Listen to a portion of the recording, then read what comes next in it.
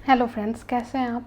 हम विज़न का टेस्ट 5 कर रहे थे और हमने क्वेश्चन नंबर 46 तक सॉल्व कर लिया था, जो कि आप जो कुछ और वीडियोस हैं मेरे उसमें देख सकते हैं। ये हम क्वेश्चन नंबर 47 से स्टार्ट करने वाले हैं। तो ये हिस्ट्री से कनेक्टेड है, ये पूरा मॉड्यूल जो है, ये पूरा जो टेस्ट है। तो चलिए स्टार्ट करते हैं। क्वेश्चन नंबर 47 जो है आपका बात करता है कि जो क्लासिकल संस्कृत अगर हम देखें उसको, अगर हम क्रोनोलॉजिकली अगर उसको रखें तो क्या कौन आएगा पहले कौन आएगा बाद में, आपको क्रोनोलॉजिकल ऑर्डर में लिखना है, समझना है। तो क्वेश्चन नंबर 47 का जो सही आंसर है वो है ए 1342, यानी कि सबसे पहले आया नाट्यशास्त्र, उसके बाद आया मृच्छकटिका, उसके बाद आया उत्तर रामचरितम और लास्टली आया आपका गीता गोविंद। जो नाट्य शास्त्र है, आपको पता है, अगर आप कल्चर आपने पढ़ा होगा तो उसमें लिखा हुआ है कि नाट्य शास्त्र कितने इंपॉर्टेंट बुक है ऑफ ड्रामेटर्जी। और इसे भारत ने लिखा था इन फर्स्ट सेंचुरी बीसी से लेकर फर्स्ट सेंचुरी एडी के बीच में। मृच्छकटिका जो है एक तरह से इसका अगर ट्रांसलेशन देखें तो वो है क्ले कार्ट, और इसे लिखा था सुद्रका ने। उसी तरह भावाभूति जो है वो एक अनदर ग्रेट ड्रामेटिस्ट हैं, और इन्होंने लिखा है प्ले उत्तर रामचरितम, जो कि राम के लाइफ के ऊपर आधारित है।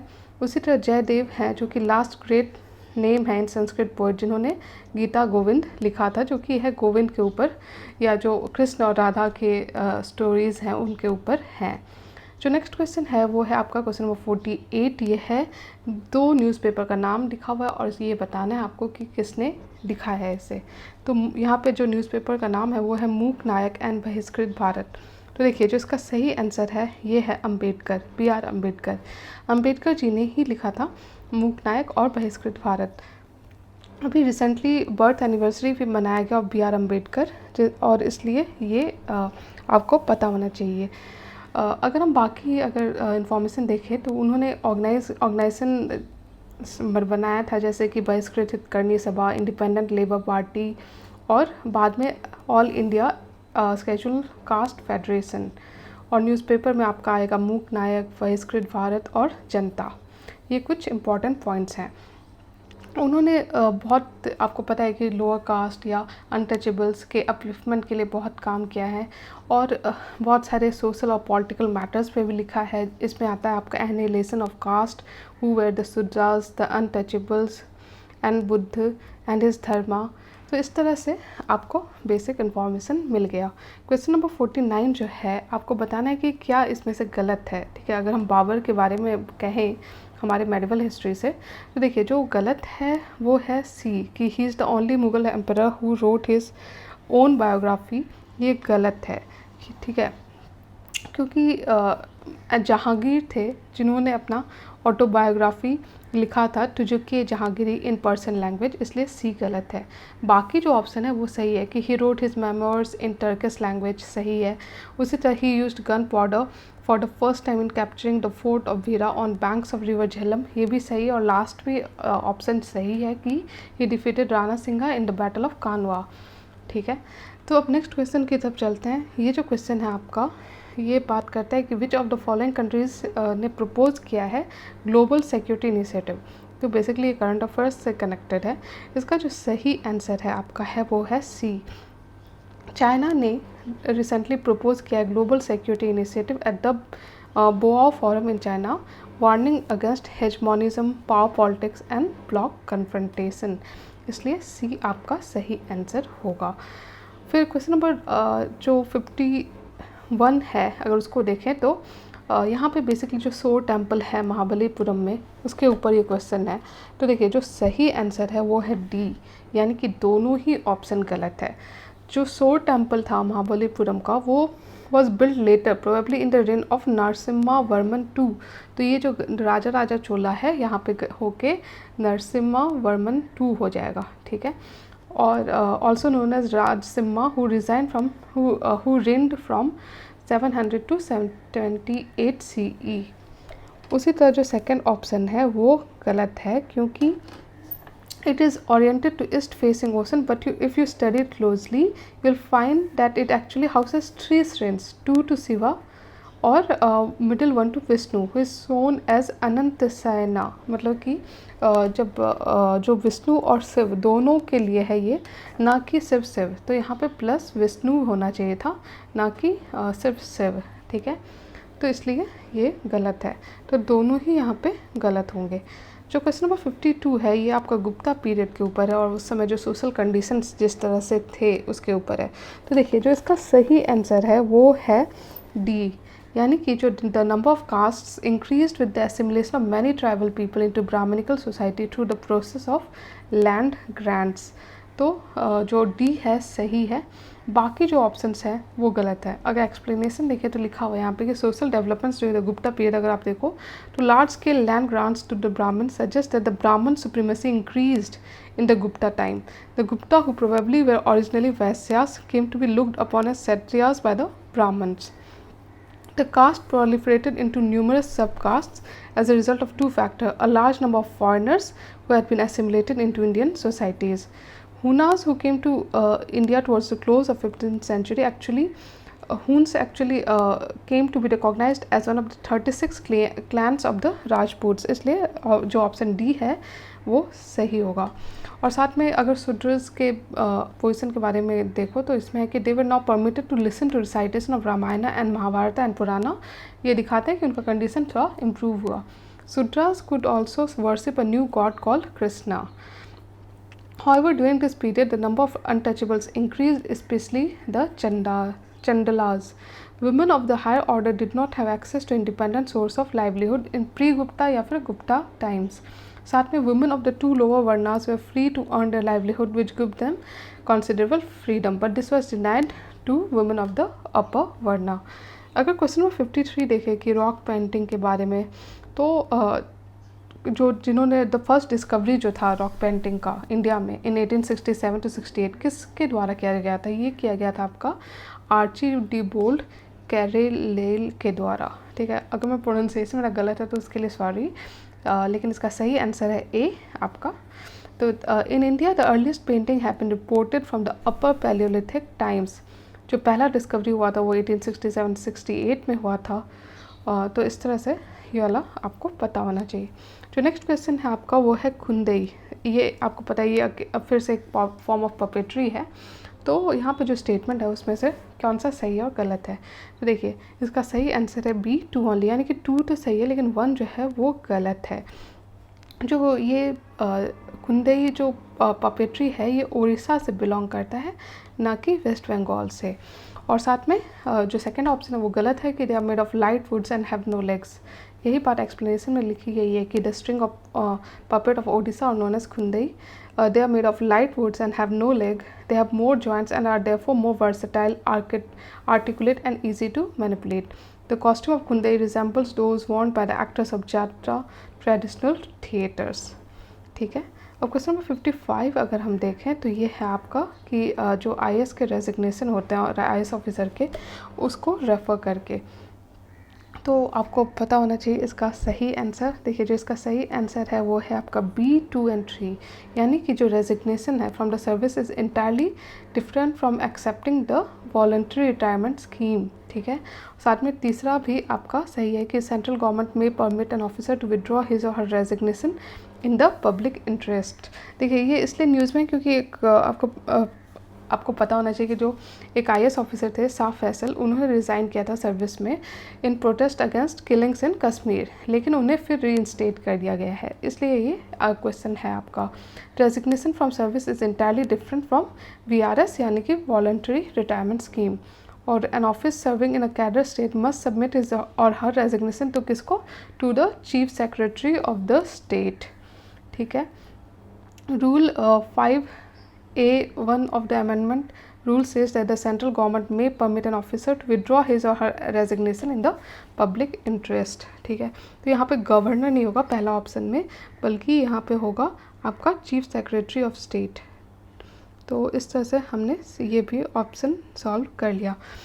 जो नेक्स्ट क्वेश्चन है आपका वो है हिस्ट्री से, फिर से गुप्ता पीरियड से। तो देखिए जो स्टेटमेंट है यहाँ उसमें से सही आंसर है आपका सी 1 एंड 3, यानी कि the Gupta period saw the rise of Bhagavatism centred on the worship of Vishnu and his incarnation, ये सही है। तीसरा भी सही है कि due to rise of tantricism worship of female deities introduced in Hinduism and Buddhism, लेकिन दूसरा जो है वो गलत है, क्योंकि जो यहाँ पे स्टेटमेंट दिया हुआ है कि गुप्ता रूलर्स व strict followers of Hinduism and prosecuted Buddhism, ऐसा नहीं था। मतलब कि ये बात सही है कि गुप्ता रूलर जो वो थे वो पैट्रोनेज करते थे भागवतिज्म को, लेकिन वो बाकी रिलीजन के प्रति भी बहुत टॉलरेंट थे।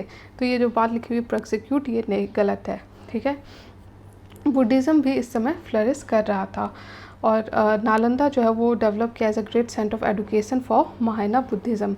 भागवतिज्म centred on the worship of Vishnu and his incarnation. Puranas were written to popularize the virtues of each of these incarnation. साथ में जो it is this assimilation of Brahminical religion and tribal practice that resulted in the development of Tantricism. आपको पता है कि तांत्रिक जो पूरा रिचुअल्स थे वो उस समय ग्रो किए, जो फॉलोअर्स थे वो बढ़े। इसमें it emphasized female as a source of power and energy, introduction of the worship of female deities in this religion. ठीक है, जो क्वेश्चन नंबर 57 जो अगर आप उसको देखो तो ये जो influence of central Asian powers over India during the post modern period, उसके बारे में है। तो आपको बताना कौन सा गलत है। ठीक है, तो देखिए जो गलत है इसमें से वो आपको पता होना चाहिए। तो अगर आप सॉल्व करो तो इसका सही आंसर है आपका डी, यानी कि जो डी ऑप्शन है वो गलत है, जो बाकी 3 ऑप्शन है वो सही है। अगर हम एक्सप्लेनेशन देखें तो कल्चरल जो सेंट्रल एशियन पावर का जो कांटेक्ट हुआ था उससे क्या क्या इन्फ्लुएंसेस हुआ। तो पहला तो बेटर कैवलरी, दूसरा साथ में they introduce better cavalry and use of riding horse on a large scale. Sakas और कुसानास जो थे वो बहुत अच्छे हॉर्समैन थे। Horsemanship is shown by numerous equestrian terracotta figure of Kushan time discovered from Begram in Afghanistan. तो इस समय दिखता है कि हॉर्स राइडिंग कितना इम्पॉर्टेंट हो गया था, और वो रिज़ल्ट था जो हमारा सेंट्रल एशियन से कॉन्टैक्ट हुआ उससे। फिर साथ में अगर ट्रेड एंगल से देखो तो India received a great fund of gold also have received by it through trade with the Roman empire. Kushan जो थे वो सिल्क रूट कंट्रोल करते थे, और जो ये रूट है वो सोर्स था सब्सटेंशियल इनकम का कुसान्स के लिए। उन्होंने बहुत सारे लार्ज प्रॉस्परस एम्पायर बनाए on the strength of the tolls levied from traders. साथ में इस समय देखा गया महायाना बुद्धिज़्म का इमर्जेंस। बहुत सारे कॉइन्स जो हैं वो मिले हैं in monastic areas of Nagarjunakonda in Andhra Pradesh. New form of Buddhism came to be called Mahayana और the great vehicle. Image worship started with Buddhism. Political administration अगर आप देखो तो कुसान जो है वो स्ट्रेंथन करते हैं satrap system of government adopted by the Saka. ठीक है, तो ये जो ऑप्शन डी है वो गलत है, क्योंकि यहाँ पे जो कुसान थे उन्होंने स्ट्रेंथन किया था satrap system of government adopted by the Sakas, इसलिए डी जो है वो गलत है। और it does appears there was less of centralization under these rulers. Greeks also introduced a practice of military governance called स्ट्रैटेजोज। तो इस तरह से आपको बेसिकली पता होना चाहिए हिस्ट्री एंगल से कि जो सेंट्रल एशियन पावर से जो हम कांटेक्ट में आए तो उससे क्या इम्पैक्ट पड़ा। तो इसलिए डी गलत है, बाकी सी सही है कि साकाज कुसान से इंट्रोड्यूस बेटर कैवलरी, जैसा मैंने कहा हॉर्समैन से बेटर हुआ। दूसरा भी सही है कि बहुत सारे गोल्ड कॉइन्स उन्होंने इंट्रोड्यूस किए। तीसरा भी सही है कि महायाना बुद्धिज़्म का इमर्जेंस हुआ। जो नेक्स्ट क्वेश्चन है वो आपका सरनाथ लायन कैपिटल के ऊपर है। तो देखिए जो सही ऑप्शन है वो है डी 1, 2, 3 एंड 4, मतलब चारों ही सही है। द क्राउनिंग एलिमेंट धर्मचक्र, ये सारे इसके कंपोनेंट्स हैं सरनाथ लायन कैपिटल के। पहला है आपका crowning element Dharmachakra, lotus bell base, shaft drum on the bell base. तो आपको पता है कि जो सरनाथ लायन कैपिटल है उसको अगर आप देखो तो ये सारे उसमें फीचर्स मिल जाएंगे आपको। ठीक है, तो इस तरह से ये हमने सॉल्व कर लिया। जो नेक्स्ट क्वेश्चन है आपका वो है 59। उससे पहले आपको ये भी पता होना चाहिए जो कैपिटल है, ठीक है, without the crowning wheel shaft and lotus base has been adopted by national emblem of independent India. ठीक है, जो क्वेश्चन नंबर 59 है वो है आपका इंडस वैली सिविलाइजेशन के ऊपर। तो जो फीचर्स थे, ठीक है, उसके ऊपर बेस करके क्वेश्चन है। तो इसका जो सही आंसर है वो है बी 1, 3 एंड 4, यानी कि इंडस वैली सिविलाइजेशन में आपको दिखा इमेज वर्शिप, ट्री वर्शिप और रिचुअल वर्शिप, लेकिन जो टेम्पल है उस समय वो नहीं देखने को मिला, वैसा कोई कंस्ट्रक्शन नहीं दिखा है। लेकिन हम image worship, tree worship, ritual bathing ये सब देख सकते हैं। जो इंडस वैली साइट्स हैं उन्होंने वहाँ से बहुत सारे टेराकोटा फिगर मिले हैं ऑफ वुमेन, इन्हें हम मदर गॉडेस कहते हैं, मान रहे हैं। साथ में पशुपति सील भी मिला है मोहनजोदारो से, जिसमें एक योगी एक तरह से योगिक पोस्चर में बैठा हुआ एक इंसान दिख रहा है, जो हम कहीं ना कहीं शिव से कनेक्ट कर सकते हैं। और देखिए evidence of image worship, great part जो है मोहनजोदारो में ये दिखाता है रिचुअल बाथिंग। साथ में ट्री वर्शिप भी है, अलग अलग सीलिंग एमुलेट से हमें ये दिखा है, लेकिन ट्रेडिशन ऑफ टेम्पल वर्शिप वहाँ नहीं है। जो नेक्स्ट क्वेश्चन है आपका वो है इंटरनेशनल क्रिमिनल कोड के ऊपर। तो देखिए जो ऑप्शन दिया हुआ है उसमें से सही आंसर है आपका ए 1 एंड 2, यानी कि ये क्रिएट किया गया था अंडर रोम स्टैच्यू, ये सही है, और इसका हेडक्वार्टर हेग में है। लेकिन Russia is a member of ICC, वो गलत है। अभी जो रिसेंटली क्या हुआ है कि Germany, France and other countries have accuse Russia of war crimes in town of Bucha just outside Ukraine capital Kyiv. ICC is govern by the Rome statute. ICC का जो हेडक्वार्टर है वो हेग नीदरलैंड में, और ICC जो है एक UN organisation नहीं है। इंडिया के एंगल से अगर हम देखें तो इंडिया ने नीदर रेटिफाई किया है ना साइन किया है रोम स्टैच्यू को। Many major countries among them constituting the majority of the world's population did not sign the Rome statute. किन्होंने साइन नहीं किया है? तो इसमें US भी है, रसिया भी है, चाइना, इंडिया, रसिया, यूक्रेन, इंडोनेशिया, इन सब ने साइन नहीं किया है, ठीक है। तो आपका स्टेटमेंट 3 जो है वो गलत है, क्योंकि Ukraine has given approval to examine alleged atrocities in the territories dating back to Russia's annexation of Crimea in 2014। तो रसिया मेंबर नहीं है ICC का, आपको पता होना चाहिए। बहुत सारे Islamic countries including Pakistan, 111 states have currently ratified the 1998 Rome statute. अगर पाकिस्तान का देखें तो उसने रेटिफाई किया हुआ है। जो नेक्स्ट क्वेश्चन है वो है आपका मुग़ल कोर्ट कुर्निस या जमीन बोस के बारे में। जमीन बोस या चहर तस्लीम ये क्या है? ये बेसिकली एक सैल्यूट करने या प्रणाम करने का तरीका है, एक तरह से आपका ये सैल्यूटेशन का फॉर्म है। कॉर्निस अगर देखो तो it was a form of ceremonial salutation in which the courtier placed the palm of his right hand against his forehead and bent his head. उसी तरह चाहर तस्लीम पे is a mode of salutation which begins with placing the back of the right hand on the ground and raising it gently till the person stands erect when he puts the palm of his hand upon the crown of his head.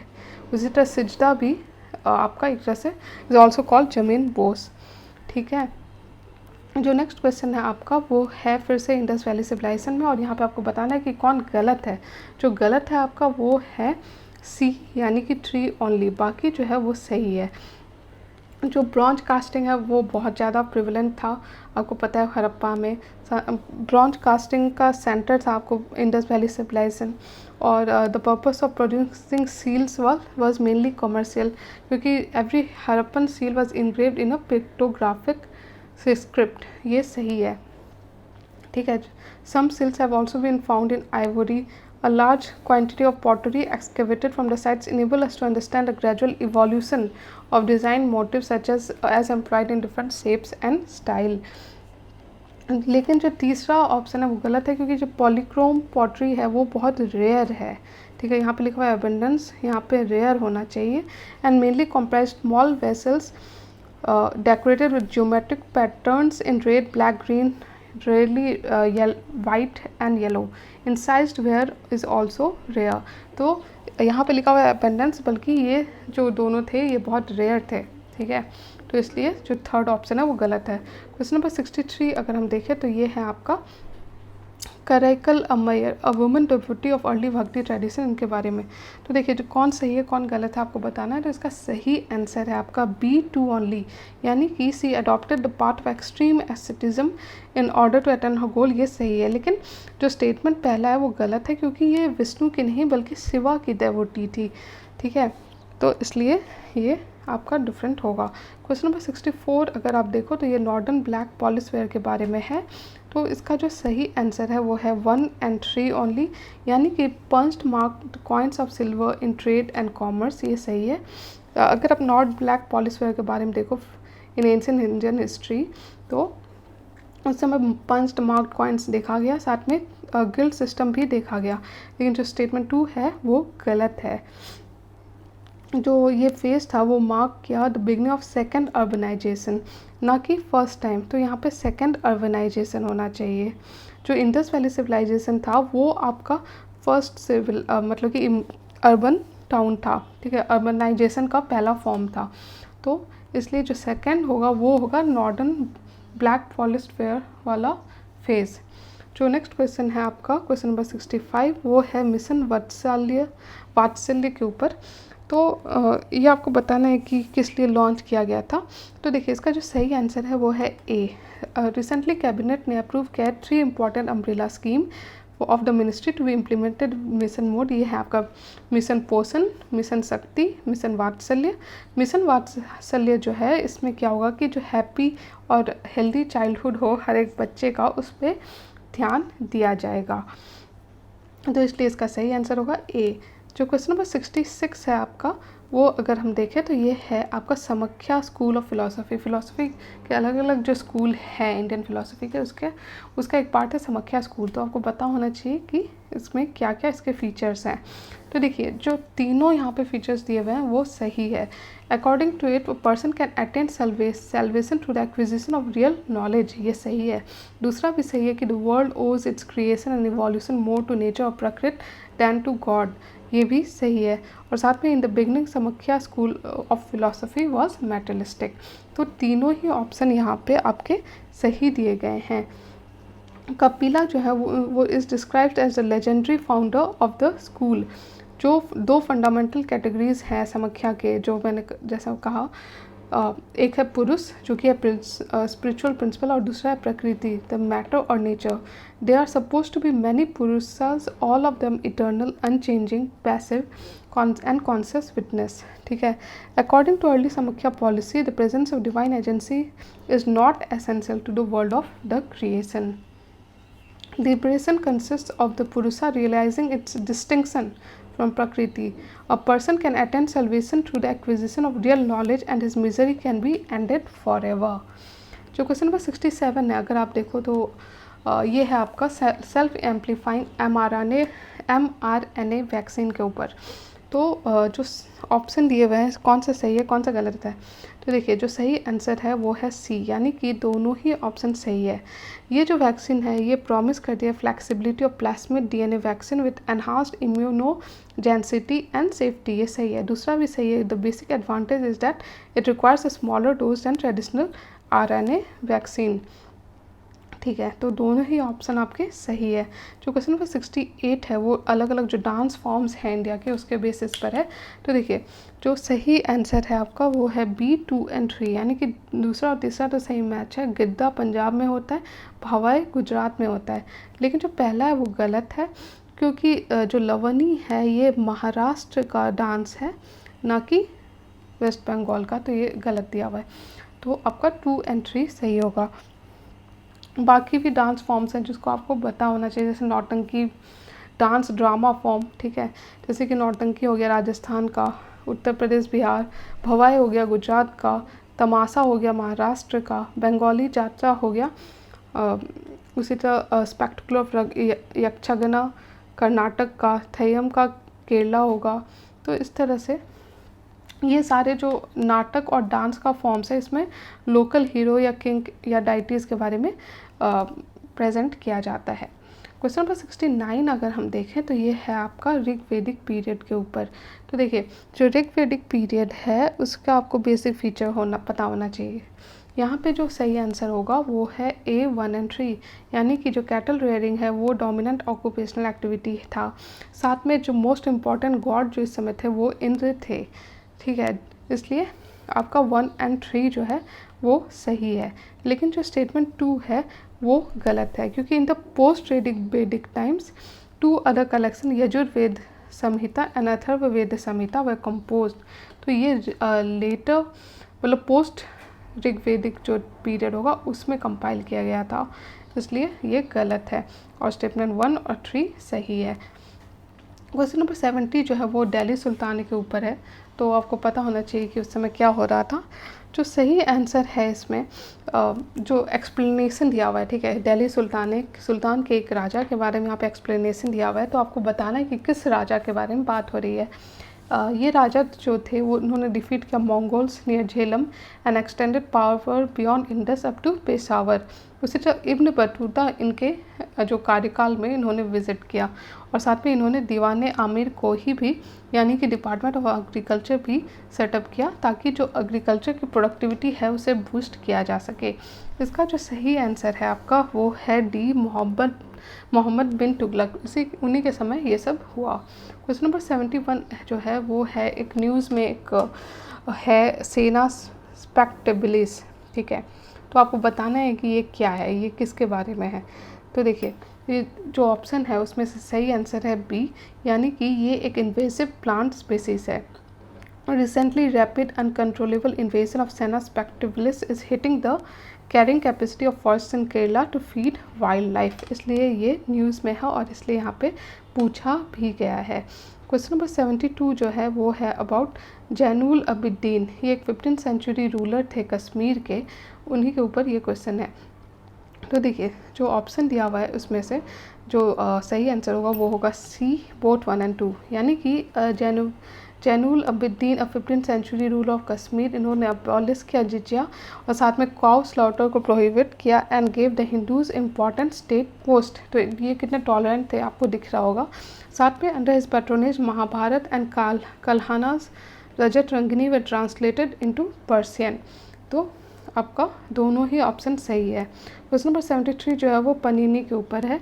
तो आपको पता है पनीनी जो है कि grammarian थे, तो कौन सा स्टेटमेंट सही है। देखिए जो पहला स्टेटमेंट है वो सही है, लेकिन जो दूसरा स्टेटमेंट है वो गलत है। ये composed Ashtadhyayi which is regarded as great work on Sanskrit grammar, ये तो सही है, लेकिन जो स्टेटमेंट 2 है वो गलत है। जो क्योंकि आर्यभट्ट जो थे वो AD 476 to 500 थे, उसी तरह बरहमहीरा जो थे वो 6th सेंचुरी में थे और पनीनी जो थे वो 5th या 4th सेंचुरी BC थे। अगर आर्यभट्ट और बरहमहीरा का देखें तो उन्होंने कंट्रीब्यूट किया था मैथमेटिक्स और एस्ट्रोनॉमी में, लेकिन वे they were much younger than Panini, who belongs to 5th or 4th century BC. Thus, Panini's work was not influenced by Aryabhatta and Baramhira. तो इसलिए सेकंड स्टेटमेंट गलत होगा। जो नेक्स्ट क्वेश्चन है आपका क्वेश्चन नंबर 74, ये है आपका थिएटर फॉर्म्स जो अलग अलग हैं इंडिया के, उसके ऊपर बेस्ड करके। तो देखिए जो यहाँ पे आंसर है वो है A1 ओनली, यानी कि सिर्फ बंद पत्थर जम्मू एंड कश्मीर का है, ये सही है। दूसरा और तीसरा जो है वो गलत है। जो मार्च है वो मध्य प्रदेश का है, ना कि वेस्ट बंगाल का। उसी तरह भावना जो है वो असम का है, ना कि गुजरात का। अगर हम इन डांस फॉर्म्स के बारे में देखें तो बंद पत्थर जो आपका है वो इसमें डांस, म्यूज़िक और एक्टिंग का कॉम्बिनेशन देखा गया है, इसमें सटायर भी किया जाता है। उसी तरह मार्च जो है ये स्टेज पे is used for stage itself as also for the play. In this theatre form, songs are given prominence in between the dialogues. उसी तरह भावना अगर देखो तो असम का पार्ट, असम के कल्चर का पार्ट रहा है। The सूत्रधार और narrator begins the story first in Sanskrit, then in either Brajabuli और असमीज। ठीक है, तो इस तरह से हमने क्वेश्चन 74 भी कर लिया। अगर हम क्वेश्चन नंबर 75 देखें तो ये है आपका द पर्सन वर्क राजमनामा, ठीक है, is the translated version of which famous Indian Sanskrit text. तो इसका सही आंसर है आपका महाभारत। महाभारत के ही पर्सन ट्रांसलेशन को राजमनामा या बुक ऑफ वार कहा गया है। The first ever person translation जो है वो स्टार्ट हुआ था अंदर अकबर इन 1582, ठीक है। उसके बाद क्वेश्चन नंबर 76 जो है वो पैलियोलिथिक एज के ऊपर है। तो जो ऑप्शन यहाँ पे दिया हुआ है उसमें से सही आंसर है आपका A1 ओनली, क्योंकि during the palaeolithic age man had no knowledge of cultivation, ये सही है। दूसरा स्टेटमेंट गलत है, ठीक है, क्योंकि the people of this age lived on hunting, fishing and food and gathering initially, but later on they also domesticated animal and cultivated plants, thereby paving the way for agriculture. तो यहाँ पे जो सही आंसर है आपका वो है A1 only, यानी कि लेटर ऑन उन्होंने डोमेस्टिकेशन स्टार्ट किया और प्लांट कल्टीवेशन भी। ठीक है, तो आपको ये हो गया। क्वेश्चन नंबर 76 तक मैंने सॉल्व कर लिया। आई होप आपको वीडियो अच्छा लग रहा है। अगर अच्छा लग रहा है तो प्लीज़ लाइक कीजिए और मेरे चैनल को सब्सक्राइब कीजिए। Thank you.